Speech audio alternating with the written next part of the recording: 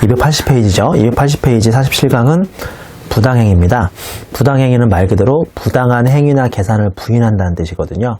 그러니까 뭔가 특수관계인하고 짜고 치는 방식으로 잘못 거래했을 경우 세법이 이를 부인하는 제도인데, 우리 학생들이 부당행위를 참 어려워하는 것 같은데, 부당행위 자체가 1차 토픽으로는 결코 이제 어렵게 안 나오니까 문제 나오면 맞추셔야죠. 자, 1번에 이제 특수관계인하고 잘못 거래하면 걸리는 거죠. 여기서 특수관계인의 범위가 나오는데 1차 수업 목적으로 특수관계의 범위를 아주 깊숙하게 물어보는 문제는 지금까지 거의 출제가 안 됐죠. 일단 범위 보시면 동그라미 1번, 삼성전자가 이런 사람들이나 이런 집단하고 거래하면 부당행위 걸린다는 소리입니다. 1번은 우리 법인의 주주 등과 그 친족, 즉 삼성전자의 주주하고 친족 이런 사람들하고 삼성전자가 잘못 거래하면 부당행위 걸리는 거예요. 근데 소액주주 제하라고 되어 있는데 꼽표시 1번에 일반적으로 부당행위에서 소액주주는 1% 미만입니다. 즉 1%를 넘어가면 1% 이상이면 그때부터 부당행위에 걸리는 거예요. 그 다음에 동그라미 2번, 법인의 A점 임원 사용인, 삼성전자의 임원이나 사용인은 당연히 삼성전자의 부당행위 걸리는 사람이고요. B에 보시면 주주의 사용인이니까 우리 주주가 영리법인이면 그 임원급까지만 포함되죠. 삼성전자의 주주 중에 에버랜드가 있을 겁니다. 이 에버랜드가 영리법인이니까 가로 내용에 있는 것처럼 에버랜드의 임원급쯤 되면 이제 삼성전자하고도 특수관계가 되는 거예요. 이게 바로 주주의 사용인, 가로 열고 주주가 영리법인이면 임원급. C에 보면 사용인 외자 중 법인의 금전 기타 자산에 의해서 생계를 유지하는 자, D 또는 이들과 생계를 함께하는 친족이고요. 상당히 범위가 넓은 거죠. 3번에 우리 법인 즉 삼성전자의 실질적인 지배자죠. 예를 들어서 뭐 회장님이라든지 이런 사람, 이런 분들이 기침 한 번만 하시면 끝에까지 쭉 일렬로 쓰는 거 알죠? 자, 동그라미 4번, 우리 법인이 직접 또는 금방 배웠던 1, 2, 3번을 통해서 다른 법인의 30% 이상을 행사하고 있으면 이것도 소위 1차 지배관계, 2차 지배관계라고 해서 특수관계에 걸리고요. 또는 동그라미 5번, 우리 법인이 직접 또는 지금 1번부터 4번을 통해서 또 다른 법인의 30% 이상을 행사하면 이것도 특수관계인이고요. 6번에 우리 법인의 30% 이상 투자한 법인에 다시 또 30% 이상을 투자한 법인이나 개인도 특수관계에 해당이 됩니다. 그리고 7번에 우리 법인이 독점 규제 및 공정거래에 관한 법률에 의해서 기업 집단인 법인인 경우에도 그 소속 계열사하고 계열사 임원은 다 우리 회사와 특수관계에 걸리는데, 다시 한번 설명하지만 이 7번까지의 특수관계는 1차 토픽에서는 뭐 거의 물어보지 않으니까 참고 수준으로만 알고 있으면 되고요. 양가로 이번에 판정 기준, 자, 쌍방관계 기준이기 때문에 A 입장에서 B가 자신의 지금부터 7번까지 배웠던 특수관계에 걸리면 당연히 B와 A도 특수관계인 되는 겁니다. 이건 서로 쌍방관계에 의해서 특수관계인 여부를 따지게 돼 있고요. 양가로 3번의 판정 시점 보시면 원칙은 행위 당시, 기말 시점에 특수관계인 따지는 거 아니에요. 기중에 행위 당시에만 예를 들어서 1%를 넘게 있는 특수관계인이었으면 기말에 주식을 팔아버림으로써 특수관계인에서 벗어나는 이런 장난을 막기 위해서라도 기말 시점으로 보는 게 아니라 행위 시점에 특수관계인 여부를 판단하는 거고요. 동그라미 2번이 과거에 기출된 적 있죠. 이 중에서 불공정 합병이라고 이따 잠깐 배우는데요. 불공정 합병의 경우는 합병 등기일이 속하는 사업연도에 작년 초까지 거슬러 올라가서 직전 사업연도 개시일부터 합병 등기일까지 특수관계인 여부를 좀 더 길게 보니까 이왕이면 이것도 같이 기억해 두시면 좋겠네요. 자, 우리 옆 페이지 가보시면 네 번째 줄에 꼽표지 3번에 부당행위 계산 부인 적용 대상의 기타 사항이라고 해서 동그라미 1번, 부당행위 계산 부인 규정은 국내에 납세 의무가 있는 모든 법인에게도 적용이 됩니다. 납세 의무만 있다면 그러니까 비영리 법인도 적용될 수가 있는 거죠.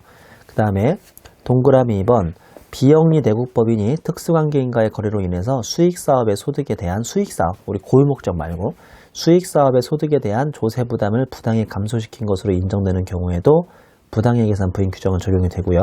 동그라미 3번, 부당행위 계산 부인 규정은 청산 중에 있는 회사도 완전 망하지 않는 한 청산 중에 있는 내국법인에 대해서도 적용이 되고요.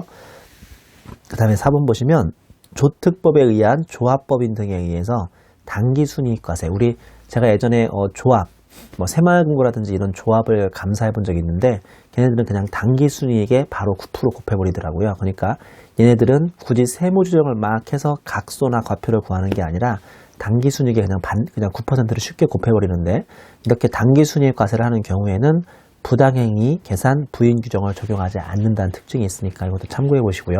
자, 2번 내용을 보시면 조세 부담을 부당히 감소시키는 부당행위 유형이라고 해서 양가로 1번에 자산의 고가양수 저가양도죠. 이게 바로 고수저도거든요. 고수저도. 제가 제 기억에 5절에 의제기부금에서 이미 설명한 걸로 기억이 나는데요. 1번 읽어보시면 자산을 시가보다 높은 가액으로 양수한 경우, 즉 높게 사신 거 고수. 2번은 자산을 무상 또는 시가보다 낮은 가액으로 양도하는 것, 즉 저도하는 거. 고수저도하면서 내가 손해를 봐야 돼요, 이익을 봐야 돼요? 내가 손해보는 척하다 걸리는 게 바로 이 부당행위죠. 자, 양가로 2번 용역 등의 고가양수 저가양도인데요. 동그라미 3번 금전 기타 자산 또는 용역을 높은 이율이나 높은 임차료로 차용합니다. 이 고가로 사오는 거나 마찬가지죠. 고수가 되고요. 4번에 금전 기타 자산 또는 용역을 무상 또는 낮은 요율로 임대료로 대부하거나 제공한 경우죠. 이건 내가 저가로 양도한 셈이기 때문에 이것도 부당행위에 걸립니다. 자, 양가로 3번 양가로 3번의 자본거래인데요. 동그라미 5번 불공정 합병 증자 등은 제가 챕터를 달리해서 소챕터에서 다시 설명드리니까 그때 하는 걸로 약속하고요. 양가로 4번에 기타의 거래 내려오시면 기업 무수익 자산을 매입 현물출자 받거나 그 자산에 대한 비용을 부담하는 거죠. 우리 지금 자회사가 황무지가 좀 있답니다. 황무지. 이런 거 황무지 같은 것은 수익이 안 나는 자산인데 아무도 안 사줄 텐데 내가 사주는 거예요. 이게 바로 이제 부당행위에 해당되고요. 동그라미 2번 불량자산이나 불량채권을 차환, 즉 교환하거나 양수하는 거죠. 우리 자회사가 지금 부도난 불량채권이 있는데 원래 이건 아무도 거들떠보지 않는데 내가 굳이 사주는 거죠. 그 다음에 9번 파생상품에 근거한 권리를 행사하지 않거나 행사기간을 막 조정함으로써 일부러 이익을 분여해 준다거나 10번 출연금을 대신 부담하죠. 우리 출연금은 쉽게 얘기해서 기부금 성격으로 보시면 되는데 원래 자회사가 내야 할 기부금을 내가 막 대신 내주는 거예요. 11번에 특수관계인 법인 간의 합병 분할에 있어서 불공정 비율로 합병 분할하여 합병 분할에 따른 양도손익을 감소시킨 경우, 그 다음에 12번에 기타 이와 유사한 거래로서 법인이 상대방에게 이익을 분여하였다고 인정되는 경우 등등이 바로 여러 가지가 부당행위의 유형에 해당되겠습니다. 자, 이런 내용들은 특히나 우리 다음 페이지 보시면 주에 보면요. 중요성 기준의 적용이라고 되어 있는데 1번부터 4번까지는 거래 및 이에 준하는 거래는 중요성 기준에 해당하는 경우에만 부당행위로 걸리고요. 그게 아니라 나머지들은 뭐 중요성 기준 없이 부당행위에 걸리는 거죠. 그러니까 무수익 자산을 사주는 것 자체만으로 그게 내가 손해보는 장사잖아요. 왜냐하면 아무도 안 사주는데 내가 사주니까 이런 것들은 중요성 기준을 따질 필요 없이 그냥 무조건 걸리는데 1번부터 4번까지는 지금부터 배우실 중요성 기준, 즉 융통성 기준을 넘어가지 않으면 부당행위 안 걸리고 이거를 넘어가야만 부당행위에 걸리는 겁니다. 자, 282페이지 3번 네모에 부당행위의 판정 기준은 시가라고 돼 있네요. 일단은 시가대로 가시라는 거고요. 양가로 1번 시가가 분명할 때는 당연히 시가를 적용하고 여기서 시가란 유사한 거래에서 법인이 불특정 다수인과 계속적으로 거래한 가격 또는 특수관계인이 아닌 제3자 간에 일반적으로 거래된 가격, 가로 열고 상장 주식이라면 한국거래소 거래일의 최종 시세가액. 자, 아까 다시 주로 올라가시면 위에 주 보시면 네 번째 줄에 중요성 기준 적용에 첫 번째 땡마크에 제일 마지막 번 보시면 단 상장 주식을 한국거래소에서 거래한 경우에는 현저한 이익 요건을 적용하지 않는다고 그랬죠. 원래 우리 한국거래소라고 하면 좀 어렵고 네이버 증권이나 다음증권에 뭐 삼성전자나 현대자동차를 딱 치시면 바로바로 증권 시세가 나오거든요. 이게 이제 한국거래소죠. 소위 상장되어 있는 회사들인데요. 이런 경우는 시가가 워낙 명백하니까 뭐 5% 이상 차이나 난다, 3억 이상 차이나 난다 그런 거 없어요. 바로 그냥 시가대로 거래하지 않으면 걸릴 수가 있고요. 다시 표로 와서 읽던 거 다시 읽으면 세 번째 줄의 마지막에 상장 주식은 한국거래소 거래일에 그냥 최종 시세가액이 바로 시가가 되는 겁니다. 양가로 이번에 시가가 분명하지 않을 때는 일반 자산은 감정평가인의 감정가액 가져오시면 되고 둘 이상이면 평균 내시면 되는데요. 그거 없으면 상증법사 평가를 하면 되고 반가로 1번 주식을 보면 아시겠지만 주식은 감정평가가 우리나라에서 안 되니까 바로 상증법 보충적 평가액을 가십니다. 우리 주에 내려오면 상증법상 평가액이라고 해서 이거는 상증법에서 다시 한번 배우시겠지만 토지는 개별공시지가, 건물은 국세청장 고시가격, 주택은 주택가격 또는 공동주택가격, 일반적으로 공동주택이라고 하면 아파트 의미하는 거죠. 그 다음에 지정지역 내 오피스텔은 국세청장 고시가격, 상장주식은 평가기준일 전후 각각 2개월이에요. 소득세하고 달라요. 이거는 각각 전후 2개월이고, 그 다음에 비상장주식은 순손익가치와 순자산가치로 가중평균 내는데, 이건 구체적인 것은 우리가 또 뒤에 상증법에서 다시 배우니까 그때 한번 소개하기로 하고요. 283페이지의 4번 네모에 임대차와 용역 제공의 시가를 알 수 없는 경우라고 되어 있습니다. 그 동그라미 1번의 임대차 보시면 자산 시가의 한 50%까지는 보증금을 우리나라에서 받고 되어 있거든요. 자산 시가의 50% 보증금 받으셔야 하고, 혹시나 실제 수령한 전세금이나 보증금이 있으면 그걸 빼준 다음에 정기예금 이자를 곱하기 365분의 임대일수를 곱하고 있죠. 자, 이거 한번 소개해 볼게요.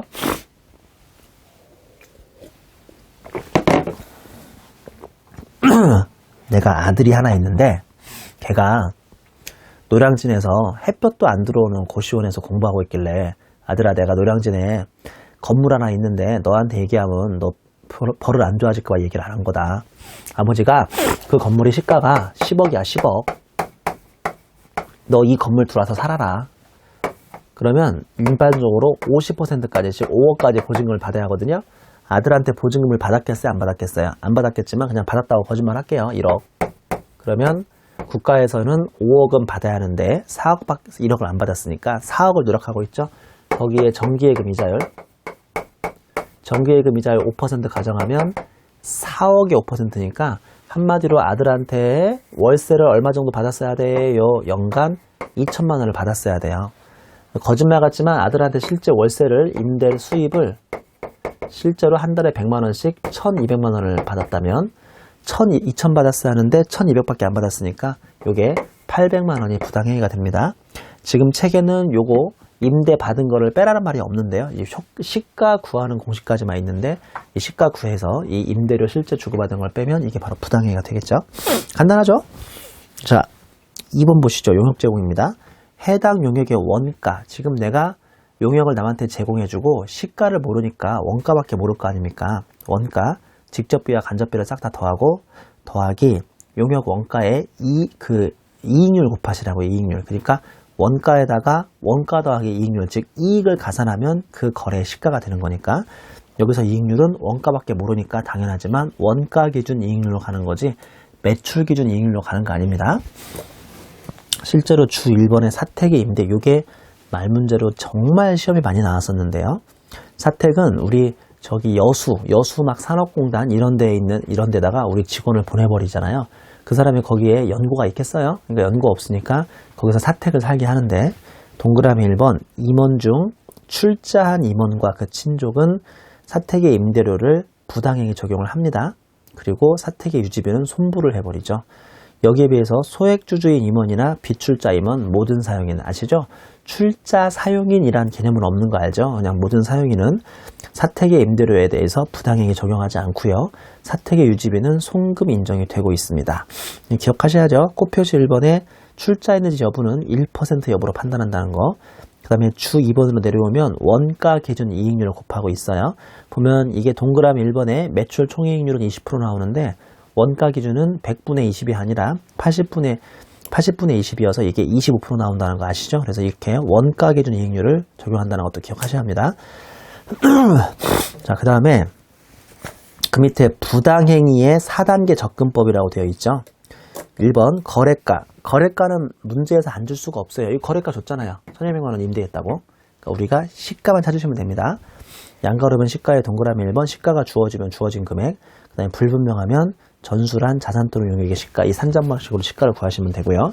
3번의 중요성 판단이라고 해서 차액이 3억이 넘어가거나 이상이거나 아니면 시가분의 시가 빼기 거래 금액이 5% 이상이면 부당행위 걸립니다. 둘 다 걸릴 필요는 없고 둘 중에 하나만 걸리면 걸리는 거죠. 세무 조정은 일단 동그라미 1번이든 동그라미 2번이든 걸렸으니까 입금 산입의 부당행위에 배당, 상여, 기타 소득 같은 거 하시고요. 특히나 동그라미 1번의 고가 양수는 고가로 자산을 사왔으니까 그 자산을 깎아내줘야 하거든요. 그래서 마이너스 유보도 해준다는 것도 꼭 기억하셔야 돼요. 주에 보면 뭐 1차 토픽에서는 이렇게까지는 안 건드린 것 같긴 한데요. 부당행위를 하고 고가로 양수하기로 했는데 단기에 미지급했어요. 그러니까 100원짜리를 150원에 사오기로 했는데 나도 아직 돈이 없어가지고 상대방한테 120원밖에 안 줬고 나머지 30원은 내년에 준다고 치면 부당행위는 돈 준 것까지만, 즉 올해는 20원만 부당행위 걸리고요. 내년에 150원 중에 30원을 더 주면 내년에 추가로 30원이 부당행위 걸리니까 미지급하면 지급할 때 부당행위 걸린다고 하더라. 다음 페이지에 자산의 고가 양수도 저가 양수도의 세무상 관점 요약해놨으니까 한번 이걸로 정리해 보도록 하시죠. 자, 옆 페이지 285페이지 5번 네모는 가지급금 인정이자입니다. 가지급금 인정이자. 자, 취지는 뭐 남한테 돈 빌려주고 회사가 돈 빌려주고 이자를 조금 받으면 가지급금 인정이자에 걸린다는 거니까 취지는 그냥 혼자 보시고요. 6번 네모에 가지급금 인정이자의 계산 방법 보시면 박스에 적정이자, 즉 가지급금 적수에 적정이자율을 곱하기 365를 곱한 거하고 회사 장부상 이자 잡은 거하고 두 개를 서로 비교하게 돼 있습니다. 여기서 동그라미 1번에 가지급금 적수를 하면 지급이자 송금불산입의 업무무관 자산 등 관련이자 계산 대상 대여액과 동일해서 우리 왜 지급이자 손불에서도 가지급금으로 안 보는 몇 개 있었거든요. 그걸 빼듯이 여기서도 그걸 뺍니다. 다행이죠. 하나라도 절 잡혀야 좋은 건인데 이 똑같은 것을 빼주고 있고요. 그 다음 땡마크에 동일인에 대한 가지급금과 가수금은 상계를 해버려서 작은 금액이 오니까 이것도 다행이죠. 단 각각의 약정이 있으면 서로 상계를 할 수가 없습니다. 동그라미 2번의 적정이자율, 원칙은 가중평균 차입이자율, 예외로 당좌 대출 이자를 쓸 수도 있죠. 자, 그 다음에 동그라미 3번 회사 장부상 이자 계산이기 때문에 이 이자 수익이 기말까지 미수로 남아있고 실제 현금으로 받지 못하더라도 이 회사 장부 이자 계산액에 금액을 들어가게 해서 이걸 빼줘버릴 수가 있죠.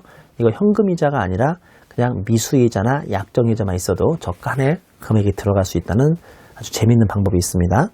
가중평균 차입 이자율이 주에 나오는데 A법인이 대주주 등에게 자금을 대여하기 전에 자기도 돈이 없으니까 은행 등으로부터 차입을 해본 적이 있으면 박스 보시는 것처럼 차입금 전체 합계분의 차입금 잔액을 각각의 이자율로 다 곱해가지고 이 합계한 것으로 가중평균을 내고 있는데요. 그 중에 꼭 표시 1번, 여기서 특수관계인 차입금, 채권자 불분명 사채이자하고 비실명 채권증권, 연지급 수익 관련된 채무와 장기 연불매에 관련된 채무는 다 여기서 제외하도록 되어 있고요. 그 다음에 꼭 표시 2번, 과거에 은행에서 빌려올 때가 변동금리였어요. 그때는 3%로 빌려왔는데 대표이사한테 빌려줄 때 그 변동금리가 만약에 4%로 바뀌어 있으면 이 공식도 바뀐 금액인 4%를 넣어주게 되어 있습니다.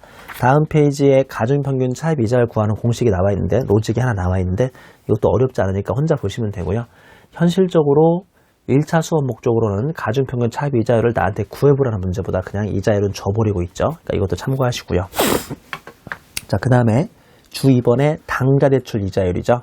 이거는 내용에 보시다시피 이거는 2015년 말 현재는 6.9%로 정해졌는데 수업 목적으로 당연히 외울 필요 없고요.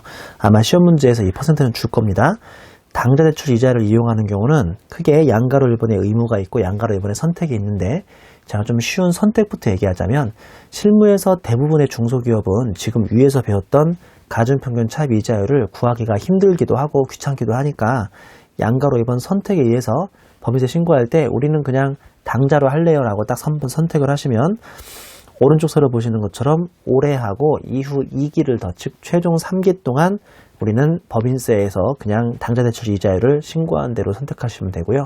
3년 후에 또 한 번 우리 또 당자로 갈래요 라고 신청만 하시면 계속 이론상 당자를 쓸 수 있으니까 별로 중요하거나 어렵지 않은 거고요. 양가로 1번에 의무 보시면 동그라미 1번 특수관계인 아닌 자로부터 차입한 금액이 없어요. 왜 아까 가중평균 차입 이자를 구할 때 분모랑 분자에 특수관계인이 있으면 빼라고 했는데 우리 회사가 차입한 은행이 다 우리랑 특수관계인이에요. 그러면 다 싹 다 빼버려야 하니까 분모분의 분자에 들어갈 숫자가 없죠. 어쩔 수 없이 그러면 당자를 쓰는 거고요. 이번에 차입금 전액이 채권자 불명이거나 비실명 채권증권으로 조달돼가지고 다 선순위 불인돼 버린 거예요. 그러면 역시나 가중평균의 분모분의 분자에 쓸 금액이 없어요. 3번 자금을 대여한 법인의 대여 시점에 현재 가중평균 차입 이자율이나 대여금리가 자금을 차입한 법인의 가중평균 차입 이자율보다 높은 경우죠. 그러니까 내가 빌려주기는 4.5로 빌려줬어요. 내가 구해보니까 나의 가중평균이 4.5 나오길래 상대방은 근데 자기 자신의 가중평균을 구해보니까 4%대요. 4%. 그러면 상대방 입장에서는 왜 굳이 나한테 4.5로 빌려갔을까? 다른 은행에서 4%로 빌려오면 되지. 무슨 말인지 알죠? 이렇게 빌려준 법인의 평균 이자율이 더 높아버리고 빌려간 법인이 낮으면 둘 사이에도 짜고 친 거 아니냐라고 해서 이 가중평균 차입 이자율을 인정 안 해주고 그때는 당좌 이자율로 가야 합니다. 그 오른쪽 서로 보시면 1, 2, 3번은 해당 대여금에 대해서만 당좌를 쓰면 되고요. 4번 역시나 해당 대여금에 대해서 당좌를 쓰시면 되겠습니다. 주 3번의 장기 미회수이자죠. 왜 제가 앞에 공식에서 앞장 가보세요. 앞장 가고 공식 가보시면 가운데 박스에 적정이자 즉 가지급금 적수에 적정이자를 곱하고 365분의 1 한 다음에 빼기 보시는 것처럼 실제 이자 들어온 게 아니라 회사의 장부상 이자를 잡아놓은 걸 빼주기 때문에 이거 뭐 어찌 보면요. 회사가 미수이자만 매년 잡아주면 이 박스는 언제나 0이 나올 수도 있죠. 현금이자가 들어야 하는데 미수 수익을 걷자로 잡아놓기만 하더라도 이 박스는 0이 나오고 쉽게 이 탈세를 할 수가 있습니다. 그런 걸 막기 위해서 286페이지 주에 3에 보시면 장기 미회수 이자 등이 있는데 내용을 보면 이자율 및 상환기간에 대한 약정이 없다면 회사가 이자 수익을 계상하지 않으면 그냥 뭐 인정이자 전액 들어가고요. 회사가 만약에 임의로 괜히 약정도 없는데 미수를 잡아버리면 이 미수는 세법상 가공자산이므로 미수이자 계상액을 자산으로 인정해 줄 수 없어서 입금불산이 마이너스 수입으로 없애고 다시 원칙적으로 총액을 입금에 산입하시면 됩니다. 그러면 또 회사가 이거를 피해가고 싶으면 뭐만 만들어 놓으면 돼요. 약정만 만들어 놓으면 되죠. 그게 이제 양가로 2번인데 이자율 및 상환기간에 대해서 약정, 즉 금전 소비대차 계약서라는 걸 써놓고 거기에 매년 이자는 6.9%를 주고받기로 약정한다. 한 줄만 있으면 이제 드디어 회사가 맘 놓고 미수 수익을 잡을 수 있는 거가 되지 않습니까? 동그라미 1번 귀속 시기가 도래한 금액은 입금으로 인정, 미도래하면 마이너스 수입고. 자, 동그라미 2번이 중요한데 업무무관 가지급금 및 그 이자를 회수하지 못했다. 즉 약정도 해놓고 물론 다 가짜로 한 건데요. 약정도 해놓고 미수 수익도 잡아버리면 앞장의 박스 금액이 0이 된다면서요. 이 미수는 적어도 내년 말인 2016년 결산할 때까지는 받으셔야 하고 2001년 동안 이걸 못 받으시면 다시 세법은 미수 수익을 빵으로 보고 입금 산입을 FM대로 잡습니다. 이거는 뭐 1차 타픽은 아닌 것 같아서 그냥 간단하게 설명드리죠. 첫 번째 땡마크에 특수관계가 소멸되지 아니한 경우로서 가지급금의 이자를 이자 발생일에 속하는 사업연도 종료일부터 1년 되는 날까지 회수하지 못하면, 즉 앞장 페이지에서 가지급금 인정이자 빼기 우리 약정이자 회사 장부상 이자인데 요게 미수수익으로 인정되긴 되지만 내년 말까지 2016년까지 받으셔야지 이 미수를 못 받으면 다시 입금 산입을 제대로 하겠다는 게 이 규정의 취지입니다. 자, 우리 287의 1번 문제부터 풀어보겠습니다. 법인세법상 부당이익 계산 부인에 관한 설명이 다 옳은 것은 14년 기출문제 1번 내국법인이 주주가 아닌 임원 또는 사용인에게 사택을 무상으로 제공한 경우 부당행위에 적용이 된다. 아니죠. 일반적으로는 부당행위에 전혀 적용되지 않습니다. 출자임원만 빼고 2번 내국법인이 종업원에게 주택 구입자금을 무이자로 대여하면 부당이익 계산 부인 규정을 적용하지 않는다. 이거 1번하고 2번하고 반드시 구분하셔야 돼요. 1번은 사택을 공짜로 살게 하면 부당이익 안 걸리는데 2번은 직원이 이번에 집을 사겠다는데 목돈이 필요해서 그 목돈을 무이자로 대여하면 부당이익이 걸립니다. 참고로 이 동그라미 2번은 종업원의 복리후생 향상을 위한 참 좋은 취지임에도 불구하고 국세청이 부당행위로 잡고 있다는 것도 기억하셔야 돼요. 3번에 비상장 주식의 양도 또는 매입에 있어서 시가가 불분명한 경우에는 감정평가 금액을 쓰면 안 된다고 했죠. 4번에 특수관계인으로부터 용역을 시가보다 높은 요율로 제공받은 경우에는 시가와 거래가액의 차액이 3억 이상이거나 시가의 5%에 상당하는 금액인 경우에 한해서 부당행위 규정을 적용한다. 맞는 설명이네요. 3억이면서 이고가 아니라 이거나 하니까 이거나 둘 중에 하나만 만족하면 걸리죠. 5번 부동산을 임대하거나 임차함에 있어서 시가가 불분명한 경우 해당 자산의 100분의 50에 상당하는 금액의 정기예금 이자, 뭔 소리야 100분의 50? 시가의 100분의 50에 상당하는 금액의 정기예금 이자를 곱한다. 아니죠. 거기서 이거 빼셔야죠. 보증금 빼셔가지고 여기에다가 정기예금 이자로 곱해서 산출한 금액을 시가로 하고 있습니다. 넘겨보시죠. 3번 문제. 페이지 288페이지. 법인세법상 부당해 계산 부인에 관한 설명으로 가장 옳지 않은 것은 1번 특수관계인에게 자산을 시가보다 낮은 가액으로 양도합니다. 저 돈에요. 그런 경우로서 시가와 거래가액의 차액이 3억 원에 미달하고 그리고 5%에 상당하는 금액 미만이면 부당행위로 보지 않죠. 둘 중에 하나만 걸리면 걸리니까 하거나 하면 틀리는 거예요. 하고입니다. 둘 다 안 걸려 하니까. 2번 부당행위 부인 규정의 적용은 시가를 기준으로 하며 그 시가가 불분명한 경우에는 감정평가 범위의 감정가액 주식은 빼고 상증법 평가를 순차적으로 하라. 맞는 설명이고. 3번 부당행위 계산 부인 규정은 그 행위 당시를 기준으로 특수관계인과의 거래에 대하여 적용하며 불균등 합병으로 인한 주주 간의 이익 분여에 있어서는 특수관계인 법인의 판정은 합병 등기일이 아니라 직전 사업료도 개시라고 그랬죠. 이게 상당히 좀 깐깐하다고 말씀드렸습니다. 그 다음에 4번 보시면 특수관계인에게 금전을 대여한 경우에는 가중평균 차입 이자율을 시가로 보아 부당행위 계산 부인 규정을 적용하는 게 원칙이죠. 물론 당좌대출 이자를 쓰는 경우도 있는데 원칙은 가중평균으로 갑니다. 5번 특수관계인인 법인 간의 합병에 있어서 주식 등을 시가보다 높거나 낮게 평가하여 불공정한 비율로 합병한 경우 부당행위 계산 부인 유형에 해당이 되죠. 맞네요. 이번에는 6번 문제. 이거 써놓은 김에 6번 문제 한번 풀어볼게요. 자, 사택 1은 바로 풀어도 될 것 같은데.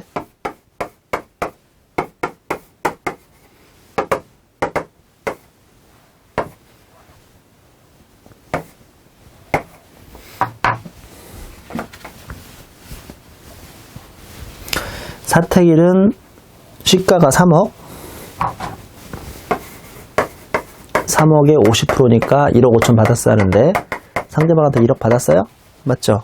정기예금 이자율은 5%요. 그럼 5천만 원에 5%니까 250만 원이 시가. 여기 대 거래가는 얼마예요? 거래가는 월 임대료 20만 원씩 12달이니까 240만 원. 자, 이거 중요성 기준 미달이구나. 왜냐면 250만 원하고 250만 원에 240만 원밖에 안 받았으니까요. 고작 250을 받아야 하는데 10만 원밖에 차이가 안 나니까요. 예, 4% 틀어졌습니다. 부당행위에 안 걸렸죠. 극적으로 안 걸렸어요. 4%밖에 안 틀어졌으니까 얘는 부당행위에 안 걸린다고요. 됐죠? 사례 1번은 지우시고 사례 2번 5억 5억에 50% 2억 5천 받아야 돼요. 실제로 받은 금액은 1억 5천. 그러면 1억 덜 받았고 이거의 5%니까 시가는 500만 원. 자, 요거 대 실제 받은 거 30만 원씩 12개월 360만 원. 자, 그러면 얘는 문제 있죠? 왜냐면 500만 원에 500만 원 빼기 360만 원이니까 얘는 28% 5%보다 넘어가고요. 그래서 얘는 부당에 걸리고, 그럼 결론적으로 입금 산입에 500 받아야 하는데 360밖에 안 받았으니까 140만 원. 상대방이 누구죠? 소액주주가 아닌 출자 임원이니까 출자와 임원이 동시에 겹치면 임원 자격으로 봐서 상여처분. 아니 뭐 소득처분은 안 물어봤구나. 정답은 1번입니다. 자, 우리 뒤에 있는 7번 문제 풀어볼게요. 주성진은 10기사업년도에 대주주인 대표이사로부터 토지를 1억 500에 매입하고 매입대금을 지급했다. 동토지의 시가는 불분명하며 개별공시지가는 9,500, 감정평가법원이 감정한 금액은 1억. 요거죠, 요거. 이렇게 시가예요. 그 다음에 11기에 1억 5천에 매각했다. 그러면 토지의 취득 시 장부상 실제 매입 금액, 즉 1억 5천을 1억 500을 잡았을 경우 10기와 11기에 세무조정 및 소득처분으로 오른 것은, 자, 이거 한마디로 시가부터 구해보라는 건데요. 시가는 이때 감정가액이죠. 1억짜리를 1억 500에 샀으니 고가양수됩니다. 고가양수는 세무조정을 이중을 해줘야죠. 일단은 자산을 낮추는 송금산입에 500만 원의 마이너스 유보, 그 다음에 상대방이 누구예요? 대표이사니까 입금산입의 상여처분. 항상 고수 저도 중에 고수는 2번 해주는 거예요. 고가로 양수해온 자산이 이렇게 올라가 있으니까 낮추셔야 한다고요. 자, 그리고 이거를 팔아버렸으니까 반대 조정. 뭐만 반대조정 나옵니까? 마이너스 유보만 반대조정으로 플러스 유보 나오죠. 그러면 입금 산입에 500만원의 유보. 간단하네요. 뭐 이거 손 안 대고 코 푸는 문제네. 계산기 쓸 필요 없는 문제죠. 자, 우리 마지막으로 9번 문제. 다음 자료에 의해서 남의 주에 10기 사업연도의 가지급금 등의 인정이자와 관련하여 행할 세무조정 및 소득처분은 어느 것인가? 단 세부담 최소화를 가정한다. 어디 보자. 가지급금 인정이자. 우리 공식부터 한번 설명해 볼까요? 가지급금 인정이자의 공식.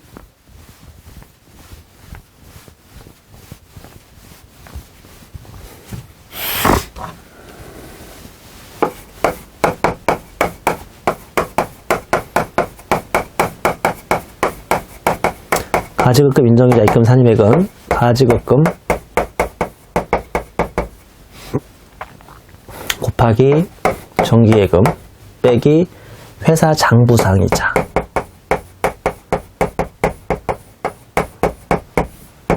혹시 적수를 사랑하세요? 여기에 적수, 여기에 365분의 1까지만 해주면 되는 거 알죠? 적수를 사랑하신다면. 사랑하지 않으면 그냥 팔아서 쓰지 마시고요. 자, 그리고 세무조정은 나중에 입금 산입,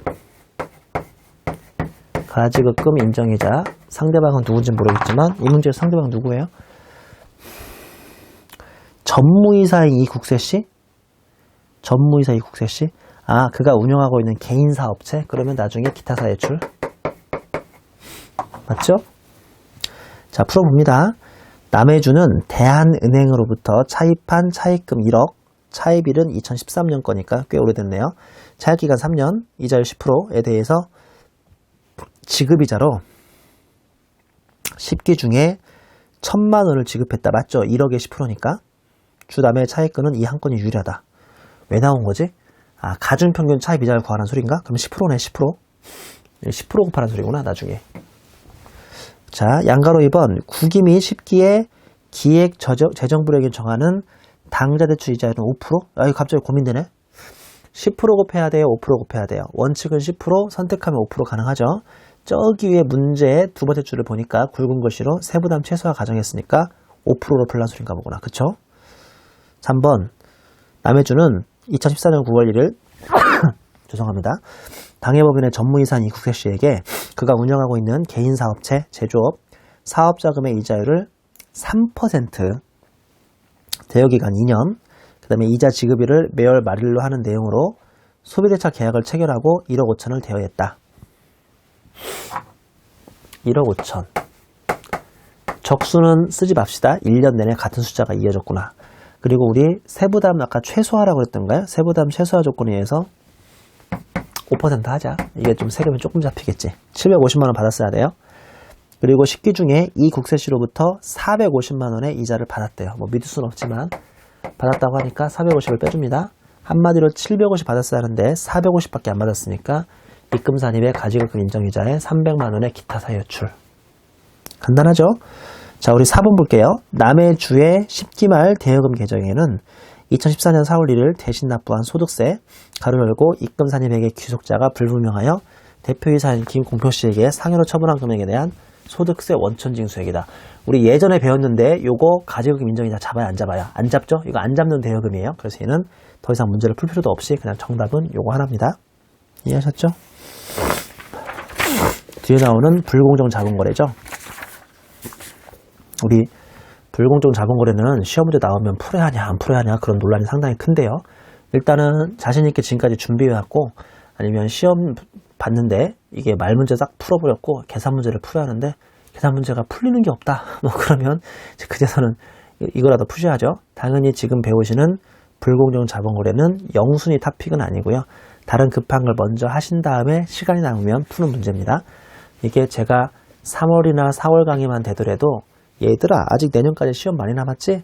제대로 공부해보자 이렇게 얘기하겠는데 지금은 뭐 그럴 때가 아니니까 지금까지 공부 안 하신 분들은 지금 다시 이걸 처음 보시기는 좀 부담스럽지 않을까 싶어요. 자, 293페이지에 2번 네모에 각 자본거래별 부당행위 계산 부인 요건이라고 해서 양가로 1번이 불균등 증자, 양가로 2번이 불균등 감자, 양가로 3번이 불공정 합병입니다.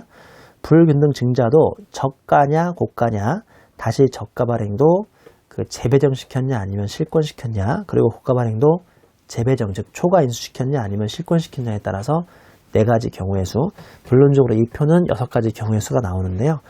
우리 가운데 서류에 이익을 분여받은 자라고 해서 아들 찾기라고 되어 있는데 이건 지금 볼 때가 아닌 것 같고요.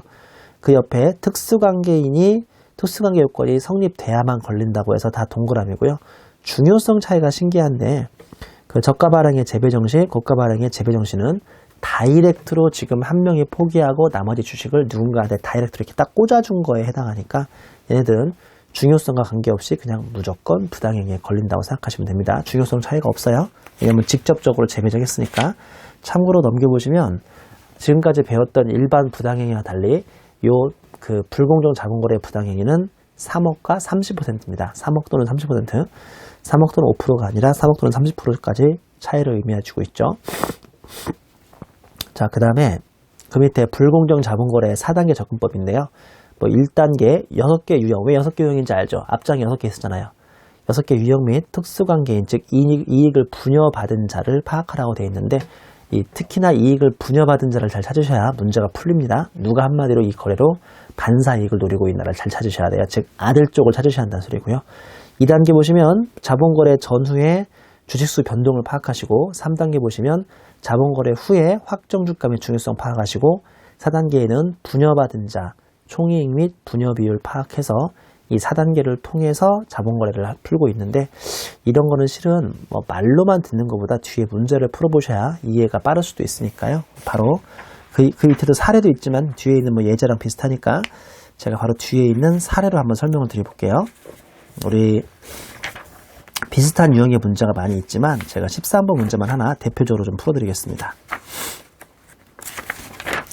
13번 문제를 보시죠. 다음 자료 유형에서 주 D가 부당행위 계산 부인에 따라 입금 산입할 금액을 계산하면 얼마인가 라고 되어 있습니다. 비상장법인인 주 C는 신주 발행을 결의하고 주주 지분 비율에 따라서 1000주를 증자하였다. 그러나 주주 중 일부가 인수를 포기하여 다음과 같이 신주를 추가 배정하였다. 증자 전에 2000주가 있었고요. 신주 배정을 아마 1000주를 더해서 최종 3000주가 됐나 봐요. 그러면 1000주를 더할 때도 증자 전인 8대 4대 4대 4로 하면 문제가 없는데 보다시피 D하고 F가 신주에 대한 배정을 포기하고 나머지 금액들을 나머지 주식을 E와 개인 갑에게 몰아주고 있는 그런 형상입니다. 자, 보니까 게다가 주 D와 주 E는 특수관계이니까 이 문제는 D와 E가 주인공이고요. 그 중에 또 한 명을 굳이 찍으라면 양가로서 한번 주 C의 증자 전 한 주당 평가액은 15,000원인데 이번에 발행을 6,000원에 했으니까 고가 발행인가요? 저가 발행인가요? 이건 아주 턱없는 저가 발행이죠. 저가 발행이고 지금 특수관계에 있는 D와 E 사이에 뭔가 문제가 있고요. 여러분 같으면 밖에서 살려면 15,000원인데 이걸 6,000원에 발행해 준다면 사야 돼요? 안 사야 돼요? 당연히 사야죠. 왜 근데 D와 F는 포기했을까요? 제가 F는 왜 포기한지는 모르겠고요. 왜냐면 D랑 E와 특수관계인이 아니니까. D는 왜 포기했겠어요? 자기가 포기하고 다른 E나 또 다른 개인 갑에게 이게 주식이 더 가면 그만큼 더 그 사람들이 이익 볼 거 아닙니까? 그러니까 즉 이게 바로 이제 변칙적인 상속이나 징여를 위해서 이게 사용된다라고 보고 지금부터 불공정 자본거래 문제를 풀어보겠습니다.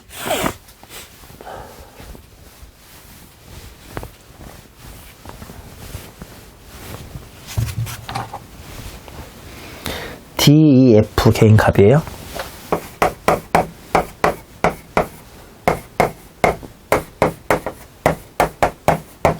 증자 전이죠.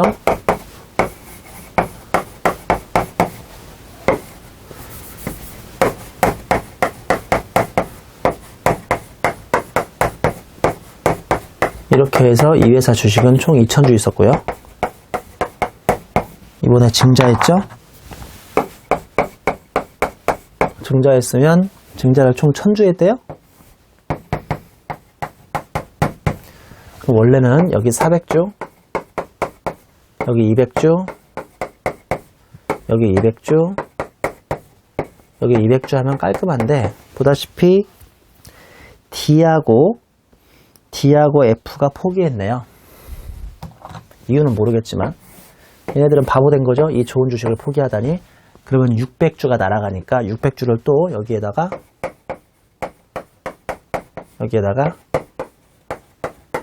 줬나봐요. 그래서 증자 후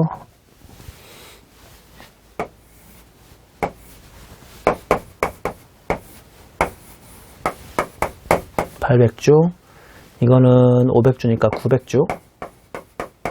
갑자기 완전 최대 주주로 등급 400주, 요것도 900주. 그래서 이 회사는 3000주의 신주를 보유하게 됐습니다. 여기까지 문제를 풀었죠? 문제를 썼죠? 이제 자 보세요. 한 주당 평가액이 15,000원, 발행가액 6,000원이래요. 이거 아래가 중요한 거 아시죠? 이게 15,000원이었어요. 그러면 그때만 해도 우리 회사의 총 부는 3천만 원인가요? 3천만 원? 3억인가요? 3천만 원인가요? 3천만 원이죠? 이번에 1000주가 얼마에 들어오냐면 헐값인 6,000원에 들어와요. 그러면 이게 더하기 회사 금액은 600이 들어요. 그럼 회사는 3,600만 원짜리 회사가 됐고요. 이제 3,000주가 있으니까 이걸 나눠보세요. 그러면 한 주당 시가가 얼마예요? 한 주당 시가가 12,000원이죠. 이거 한마디로 장난친 거죠. 왜냐면 15,000원이 한 주였으니까요. 이번에 1000주가 얼마에 들어온다면 15,000원에 들어온다면 주식 거래하기 전이, 즉 증자 전이든 증자 후든 결론적으로 시가도 얼마로 유지되게 해요? 15,000원으로 유지가 된단 말이죠. 근데 얘처럼 15,000원짜리가 있었는데 이번에 6,000원으로 막 헐값에 들어와 버리면 헐값에 들어온 다음에 주가가 요거랑 요거 사이 어딘가로 결정이 돼 있겠죠. 무슨 말씀인지 알죠? 그래서 문제는 12,000원으로 시가가 바뀌어 있습니다. 문제에서 D와 E가 특수관계인이죠?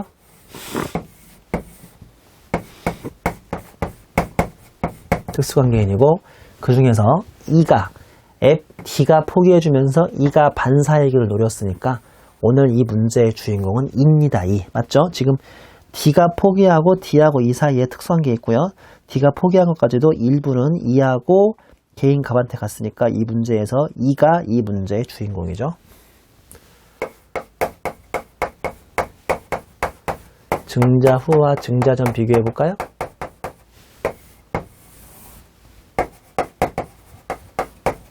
자, 증자 후는 자기는 지금 900주 가지고 있고요.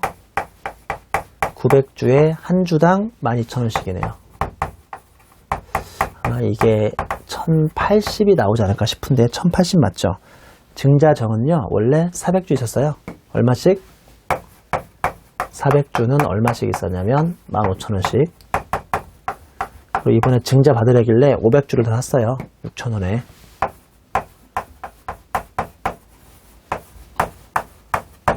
그러면 이게 600만원이고 이게 300만원이니까 그러면 총 이익은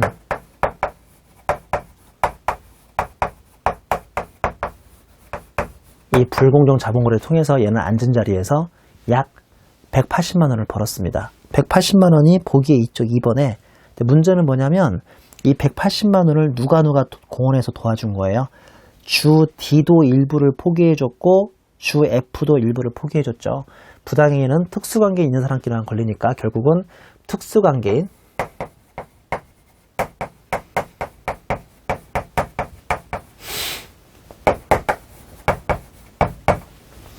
자기가 지금 포기한 사람 여기 300주 여기 아까 200주라고 그랬던가요? 400주 200주구나.